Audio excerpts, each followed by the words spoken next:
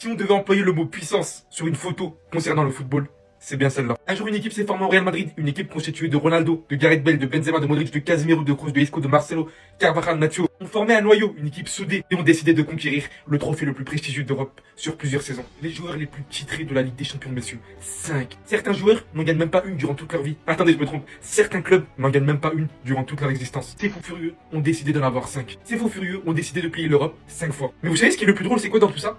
C'est que c'est pas le maximum. Le plus méchant, c'est lui à l'époque de notre grand-père.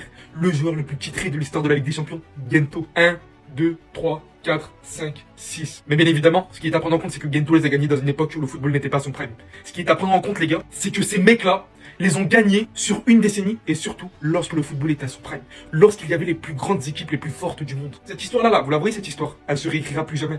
Plus personne ne pourra répéter ce scénario. Le Real Madrid et la Ligue des Champions, c'est une histoire unique qui se transmet de génération en génération. On appelle ça le Madrissimo.